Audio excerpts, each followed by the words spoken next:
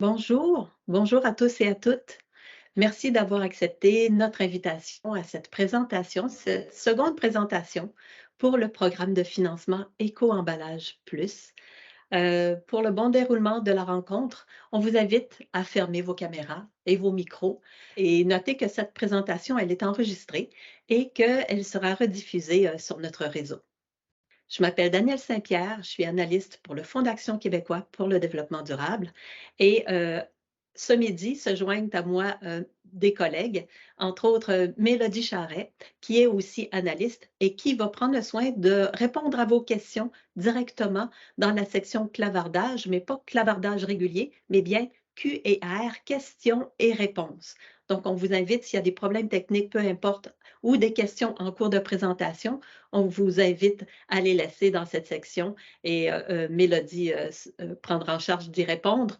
Ou encore, elle pourra conserver les questions pour la fin de la rencontre et moi, ça me fera plaisir d'y répondre directement. Nous avons aussi ma collègue Amélie Bureau, qui est du département des communications, qui veille aux aspects techniques de la présentation, puis je les remercie de m'accompagner aujourd'hui. Dès la semaine prochaine, nous allons, comme je le disais, répondre à certaines questions en fin de rencontre. Cependant, on ne pourra pas répondre à toutes les questions peut-être qui sont posées. Alors, dès la semaine prochaine, il y aura dans un onglet de notre site Web euh, un document, questions et réponses qui sont posées couramment et vous pourrez vous référer à ce moment-là pour avoir des informations. Débutons la rencontre. Pour la présentation d'aujourd'hui, on va présenter très sommairement les critères du programme. Bien entendu, aujourd'hui, c'est la présentation pour le second volet de ce programme de financement.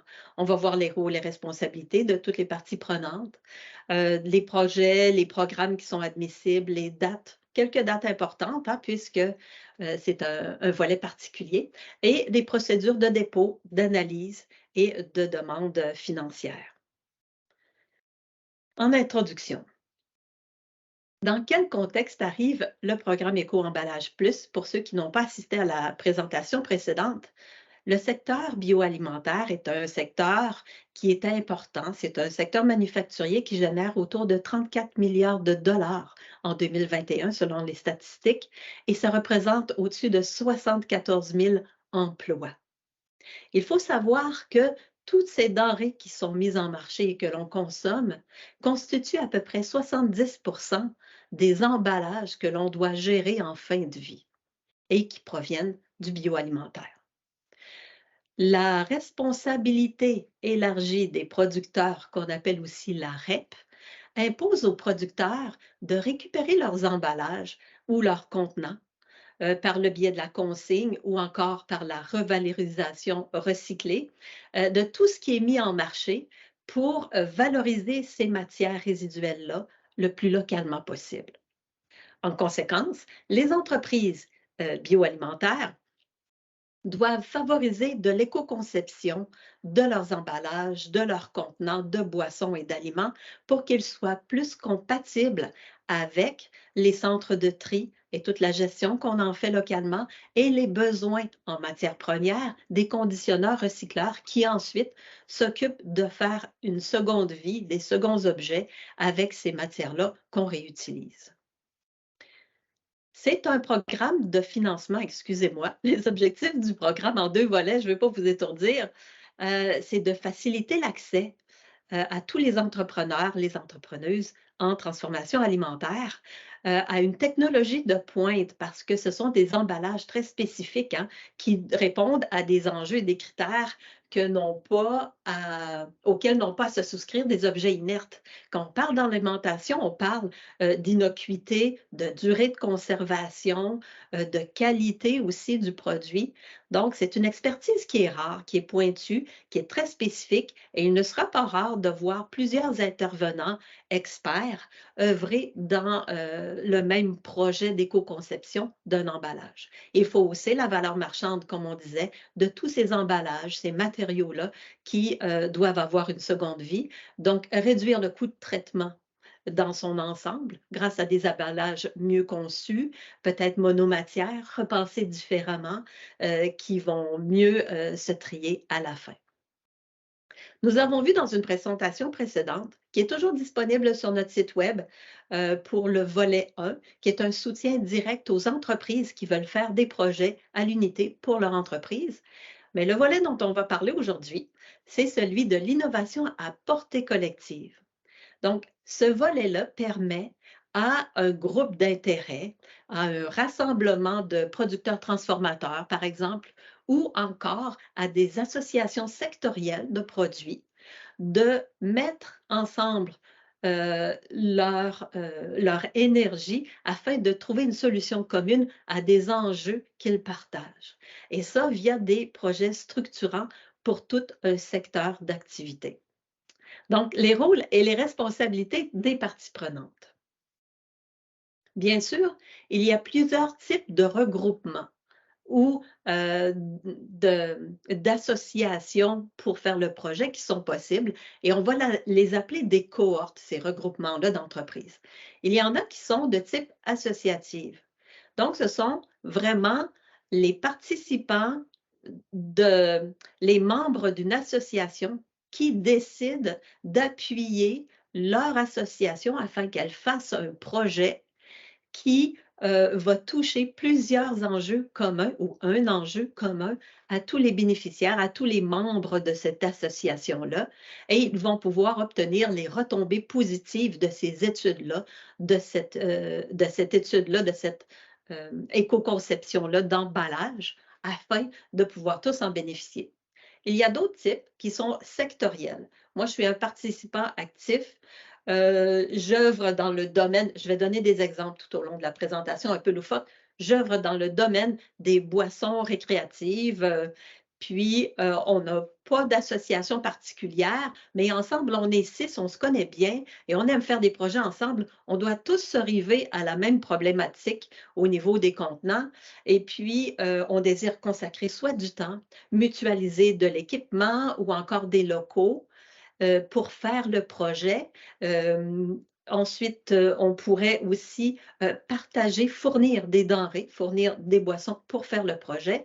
Et grâce à cette étude-là d'éco-conception, on va être capable de trouver des réponses à nos enjeux qu'on doit traiter. Vous avez aussi des regroupements d'entreprises variés. Ils peuvent être issus d'une même région administrative du Québec ou encore qui sont tous des producteurs de pommes qui font de la commercialisation dans les grands centres, mais qui ne font pas partie d'un regroupement spécifique et qui veulent trouver ensemble des solutions. Les parties prenantes de ces cohortes-là, il y a 3 rôles distincts. Les coordonnateurs qui font la demande de financement auprès du Fonds d'action québécois pour le développement durable, des entreprises ou des organismes ou des associations qui vont participer à cette éco-conception-là de manière active ou encore en appuyant le projet, et bien évidemment des experts externes qui peuvent être des consultants techniques, des firmes techniques, des experts en éco-conception, des manufacturiers qui ont de la consultance à même leurs services et qu'ils offrent, et puis aussi des centres de recherche technique en bioalimentaire. Il ne sera pas rare de voir plusieurs intervenants, plusieurs experts se joindre l'épaule à la roue pour faire en sorte que cette éco-conception-là d'emballage puisse être performante et puisse être une réussite. Pardon. Parmi les personnes ou les organisations qui peuvent être coordonnateurs demandeurs, il y a les experts qui peuvent déposer une demande, des associations de producteurs transformateurs, des entreprises à l'unité, à but non lucratif ou d'économie sociale ou à but lucratif, des recycleurs conditionneurs aussi qui vivent une problématique avec une certaine matière qui, je donne des exemples, dans leur région administrative, trouvent qu'ils reçoivent dans leur centre différentes matières pour les laitues, par exemple. Et puis, ils veulent rejoindre les producteurs de la région qui emballent leur laitue, qui la transforment, qui la conditionnent aussi, et qui sont assujettis à la REP. Donc, trouver une solution ensemble afin que ce soit fait avec un meilleur matériau, qu'ils puissent trouver des débouchés pour ce produit-là. Donc, on a parlé des rôles et responsabilités. Le coordonnateur, qu'est-ce qu'il doit faire? C'est lui qui a la responsabilité de déposer sa demande avec un dossier complet au FAQDD, donc au Fonds d'action québécois pour le développement durable. Préalablement, il doit obtenir les lettres d'engagement ou encore les lettres d'appui à son projet de la part des futurs participants. Donc, il doit recruter des participants avant de faire sa demande. Il agit en son nom et au nom de toutes les entreprises qui participent ou les organisations. Et il s'assure de la reddition de comptes auprès du FAQDD tout au long du projet. On va voir quelles sont les étapes plus tard. Il est notre interlocuteur unique. Les experts s'engagent, et ils le mentionnent lors du formulaire qu'ils remplissent initialement, à procéder à une auto-formation continue au niveau de la responsabilité élargie des producteurs, au niveau de la nouvelle réglementation sur la consigne et sur les besoins de tout l'écosystème des recycleurs, conditionneurs, des centres de tri du Québec et de l'alimentaire, évidemment. C'est pour cette raison que je vous dis, probablement plusieurs experts vont se joindre à un même projet. Il s'engage aussi à ce que les résultats, il a la responsabilité que les résultats de l'éco-conception puissent satisfaire à la fois au guide du demandeur, qui est le cadre normatif de ce programme de financement-là, que ça respecte aussi la capacité des centres de tri et des conditionneurs recycleurs, et que ça corresponde, les attributs du produit final de l'éco-conception correspondent à la section 5.8 du guide de demandeur, puis on va le voir plus bas, ce que ça implique. Les participants doivent satisfaire aux exigences suivantes. Bien évidemment, c'est comme pour le volet 1, on doit être une entreprise dûment enregistrée au Canada ou au Québec, qu'on soit une coopérative, une entreprise d'économie sociale de réinsertion, une association qui a pignon sur rue, ou encore un transformateur ou emballeur du Québec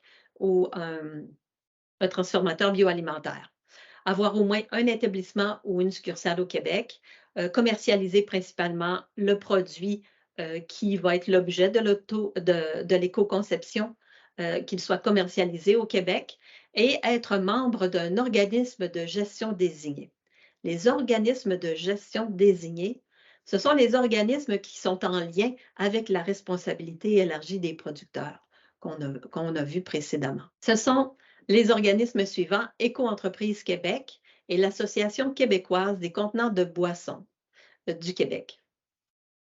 On nomme ici les deux sites Internet.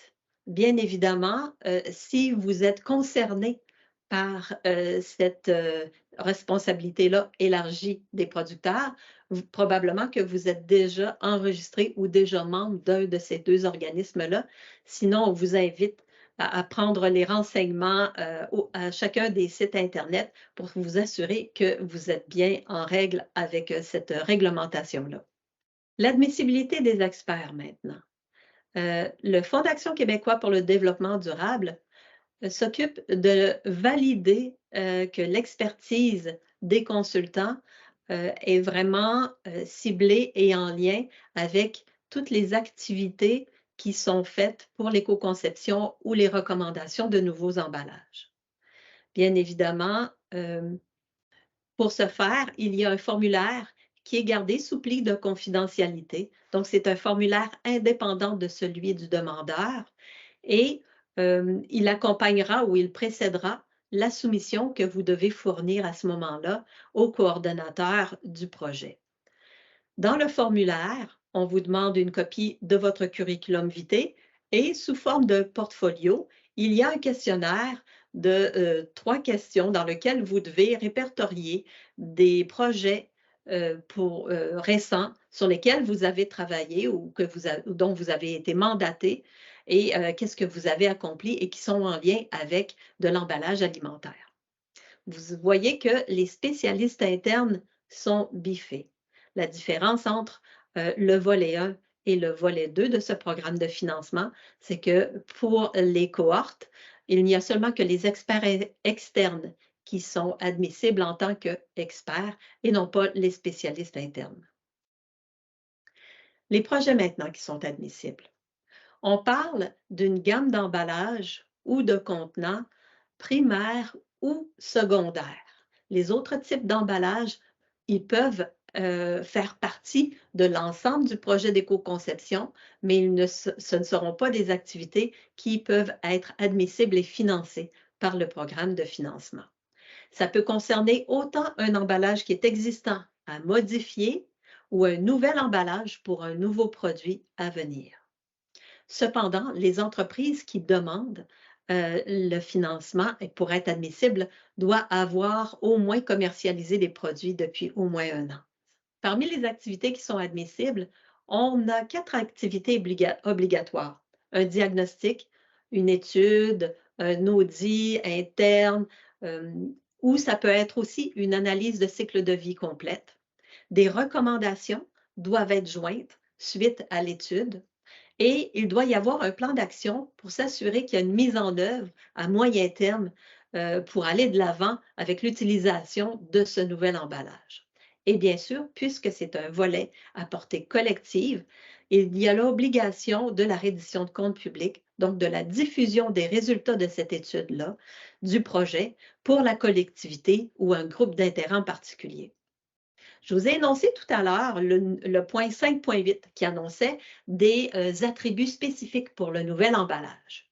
Le programme de financement n'en impose pas un plutôt qu'un autre, mais il doit y avoir absolument au moins un de ces attributs qui est démontré par le nouveau projet, à savoir, ça peut être des instructions pour la revalorisation, le tri, le démontage de l'emballage, intégrer un pourcentage de contenu recyclé, utiliser un matériau qui détient une certification environnementale, par exemple. On pense souvent à FSC pour le carton, mais il y en a d'autres aussi pour le plastique. Être composé ultimement de monomatière ou encore réduire le type de couchage ou le type de matériau qui composait, par exemple, le contenant de yogourt avec son opercule et puis le couvercle, qui était composé initialement de 3 matériaux différents, dont 2 qui n'étaient pas très compatibles avec notre système de tri ou de conditionnement, de revalorisation en fait. Et puis, le projet final veut que ce soit en monomatière ou encore en seulement 2 matières différentes, mais toutes les 2 sont compatibles avec notre centre de tri, avec notre collecte sélective. Ça peut aussi être un projet pour réduire la masse, le volume du matériau ou être conçu pour la réutilisation. Quelques dates importantes. Le projet pour le volet 2, il y aura un appel à projet. Donc, ce ne seront pas des projets en dépôt en continu, mais des appels à projet avec des dates spécifiques. Et la prochaine date est en septembre où on va annoncer le début de dépôt. Mais d'ici là, toutes les informations vont être disponibles pour vous sur le site Web afin de préparer votre projet en amont. Les dates limites pour déposer le rapport final demeurent, comme pour le volet 1, le 1er février 2026. Les procédures de dépôt et d'analyse. Si on suit notre système, bien évidemment, le Fonds d'action québécois pour le développement durable s'occupe d'en faire la promotion, la formation du réseau, vous donner autant d'informations que possible et toujours être disponible. Et ensuite, le coordonnateur demandeur a une intention de projet, s'est fait solliciter par des participants ou encore recherche des participants et un ou des experts pour monter le projet. Quant à lui, l'expert s'occupe de remplir le formulaire qui est disponible en ligne, de fournir son CV, le portfolio, consulter la boîte à outils, mais qui sont des éléments d'information. Il y a des fiches techniques produites par l'ITEGA qui sont disponibles, etc., sur notre site Web. Et il s'occupe d'envoyer la soumission pour le projet au coordonnateur demandeur, qui, lui, au moment de la date de dépôt, à l'ouverture, va pouvoir fournir, via son formulaire de demande, avec les lettres des participants qui appuient le projet, va pouvoir le faire parvenir au FAQDD. Dans un premier temps, on va travailler en binôme pour faire ça. L'admissibilité de la demande va être faite par le FAQDD. Par la suite, il va y avoir une analyse de pertinence et une évaluation détaillée qui va être faite par un comité. L'analyse du projet à ce moment-là sera complétée. Je vais en parler plus tard un petit peu avec le comité. On va signer ensemble une convention et un premier versement de 35 de l'aide financière va paraître. Il y a ensuite la réalisation du projet. Donc, le projet se fait, surtout sa longueur. De façon intermédiaire, il va y avoir un deuxième versement de 35 avant le rapport final. Et au versement du rapport final, il y aura 30 pour finaliser l'enveloppe de l'aide financière. On va s'occuper de la gestion des données et d'émettre les rapports. L'admissibilité et l'analyse de pertinence. Je vous ai dit tout à l'heure qu'on allait vérifier tout d'abord l'admissibilité des parties prenantes pour le projet. C'est la partie numéro 1. Dès que c'est fait, et ensuite, on va vérifier, selon certains critères, la pertinence, l'ampleur de la problématique, la capacité, l'expertise du groupe et du demandeur et des experts à accomplir le projet. On va regarder si une solution envisagée ou proposée est en lien avec la problématique identifiée et les résultats attendus ou l'envergure ou comment on appelle donc, le mot m'échappe. Donc, c'est les retombées environnementales positives du projet ou encore sociales, de gouvernance, etc. Donc, on va les regarder sous l'œil du développement durable. Lorsqu'un projet a obtenu au moins 65 des points dans l'analyse de pertinence, il passe à la troisième étape, qui est celle de l'évaluation détaillée qui est faite par le comité de sélection. Le comité de sélection est un comité d'au moins 4 personnes différentes. Des représentants du MAPAC vont être présents aussi et d'autres parties prenantes externes qui vont siéger. Ils vont analyser les demandes qui sont admissibles. Ils vont formuler des recommandations au département d'analyse du Fonds d'action québécois pour le développement durable. Et pour chacun, il y a une grille avec 18 critères. Ils vont formuler aussi, ils se réservent le droit de formuler des conditions de financement, soit des préalables, soit accepter conditionnellement un projet à ce qu'il ajoute tel élément ou qu'il substitue tel élément, ou encore au niveau de l'enveloppe budgétaire, ils peuvent aussi modifier les recommandations pour le financement maximal. Le FAQDD va entériner les recommandations du comité de sélection. Nous ferons ensuite parvenir une lettre à tous les demandeurs, les coordonnateurs, qui sont notre interlocuteur unique, si leur candidature est retenue ou si leur projet n'est pas retenu. Et on va confirmer le montant de l'aide financière qui est accordée. On va signer ensuite la convention et le projet peut débuter. Je vous disais qu'il y a au moins 18 critères, je ne les ai pas tous énumérés, ils sont tous listés à la section 5.13.1 du Guide du demandeur volet 2. Et ça va autant des co-bénéfices, des externalités positives, la mobilisation du regroupement ou encore du groupe d'intérêt à participer, l'engagement du milieu, aussi les impacts sur le milieu, les parties prenantes externes, les conditionneurs recycleurs, les centres de tri, etc., et le potentiel des activités qui sont proposées à atteindre les objectifs pour le projet. Maintenant, quelle aide financière est disponible? On parle actuellement d'un minimum de 3 entreprises jusqu'à 10 entreprises pour former une cohorte. Et le montant maximal, l'aide financière maximale est de 50 000 par entreprise jusqu'à 300 000 par projet de cohorte. Et l'aide financière accordée ne peut excéder 75 des dépenses admissibles. Une entreprise peut déposer un projet en cours pour son contenant de yogourt dans le volet 1. Et elle est ensuite sollicitée par son organisation, son association de produits laitiers. Je vous ai dit, je donnerai plein d'exemples rigolos de produits laitiers pour les autres produits qu'elle commercialise aussi et qu'elle fabrique, soit du kéfir. Mais peut-être que le contenant de kéfir sera un projet qui tient dans le volet 2 Ils peuvent être faits en simultané de sa demande pour son contenant à lui, personnel pour le yogourt. Cependant, un producteur, transformateur ne peut pas demander 2 projets en simultané dans le volet 1 ou 2 projets en simultané dans le volet 2, parce que les enveloppes sont quand même restreintes. Donc, mais un producteur peut procéder à 2 demandes et avoir sa demande acceptée pour 2 projets dans le volet 1, en autant qu'ils sont faits un après l'autre. On a vu plus tôt aussi les versements, de quelle manière ils fonctionnent. Les frais qui sont admissibles maintenant. Bien évidemment, tous les honoraires couverts des professionnels externes, des experts.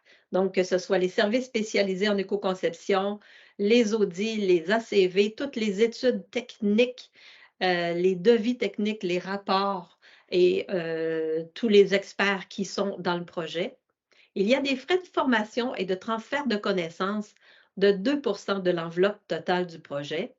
Les frais de déplacement et de séjour qui sont liés à la réalisation de manière raisonnable selon les indications gouvernementales qui sont inscrites dans le guide.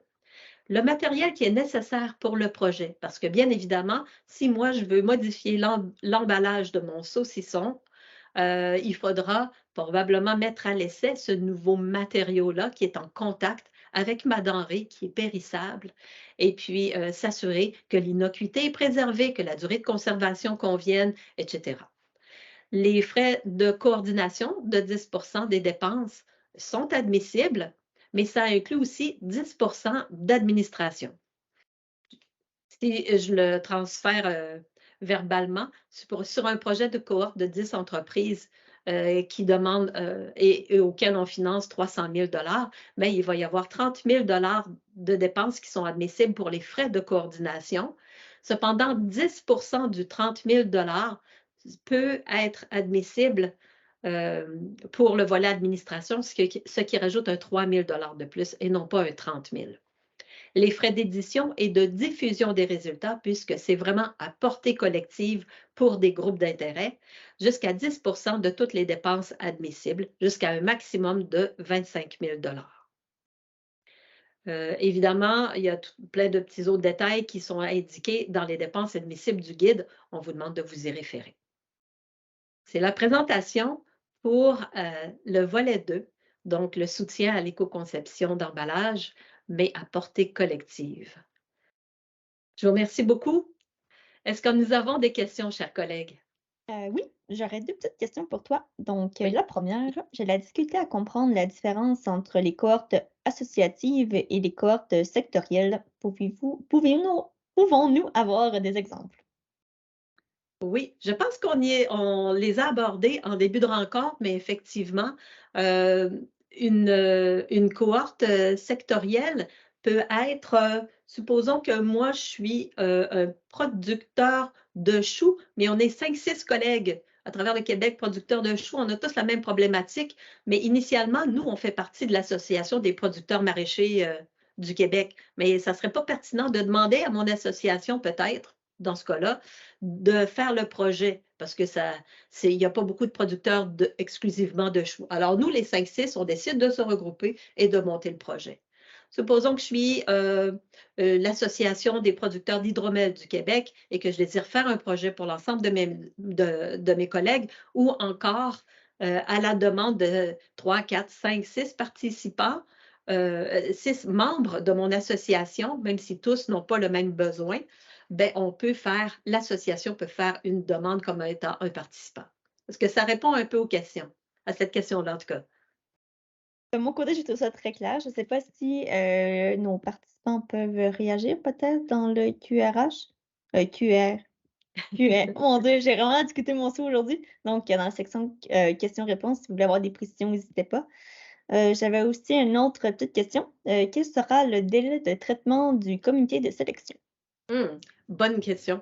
Effectivement, à partir de la mi-août, vous allez voir les dates. Parce que lorsqu'on procède par appel à projet, il y a vraiment des dates fixes qui sont indiquées pour que la règle puisse suivre pour tout le monde. Je sais que ce sera en septembre, je vous le dis en primaire, que le dépôt des projets pourra débuter, mais il va y avoir 6 semaines auxquels les gens ont droit pour déposer le projet. Suite à ce 6 semaines-là, le Fonds d'action québécois pour le développement durable peut bénéficier de 3 semaines pour évaluer l'admissibilité, préparer les dossiers pour qu'ils puissent aller être présentés au comité. Suite à ça, le comité va se rencontrer et il peut se passer, je ne sais pas moi, peut-être 3 semaines avant les décisions finales ensuite. Parce que d'habitude, on fournit aussi au comité un temps d'étude sur les dossiers et non pas juste comme ça. J'espère que ça. Mais toutes les dates vont être inscrites vraiment sur le site web. Et si vous êtes abonné à notre infolette, vous allez aussi avoir toutes les dates qui vont être Euh, inscrites. Super. J'ai une dernière petite question qui vient de Oui. popper par ici. Est-ce que les entreprises doivent produire un emballage ou encore est-ce qu'ils peuvent utiliser des emballages? Par exemple, les détaillants en alimentation utilisent de nombreux emballages en magasin, mais ils ne sont pas producteurs de produits d'emballage. OK. Ça fait partie de l'admissibilité. C'est un bon point. En fait, les entreprises n'ont pas à être des producteurs d'emballage. Bien au contraire, ils doivent être dont l'activité économique doit être la transformation alimentaire. Si moi, je suis un détaillant et que je fais du prêt à manger et que nous sommes un groupe sous la même bannière qui faisons du prêt à manger. Nous sommes un détaillant. Bien, à ce moment-là, nous sommes éligibles parce qu'on doit avoir soit une cuisine centrale, avoir des sous-traitants qui font l'emballage. Je vais donner un autre exemple. Je suis un détaillant, mais j'ai une marque privée. Je suis détentrice d'une marque privée qui s'appelle Les Super Bons Produits. Et moi, je fais du beurre d'arachide sous la bannière J'ai des super bons produits. Eh bien, je suis éligible, je suis admissible effectivement à ce programme de financement. C'est des bons points.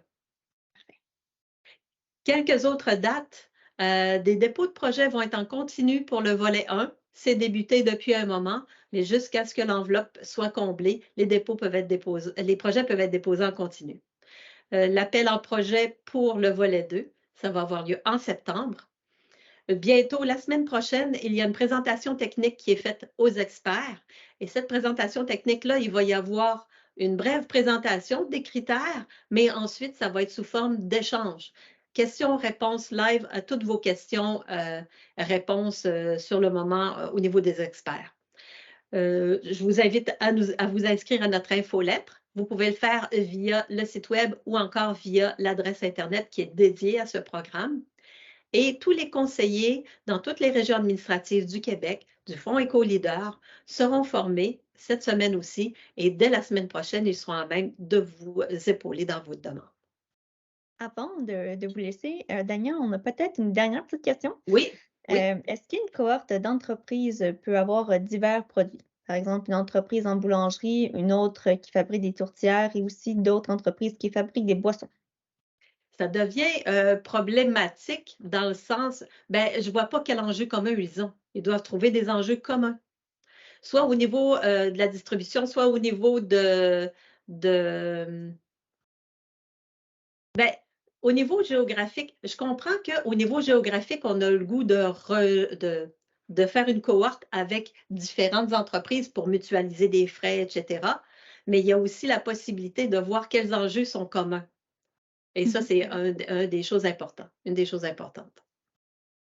Parfait. Ça marche? Donc, ça m'a fait à notre rencontre. Je vous remercie d'avoir partagé votre heure du dîner avec vous. Donc, en mon nom personnel, celui de Mélodie et ma collègue Amélie, on vous remercie et on vous souhaite un très bel été. À bientôt.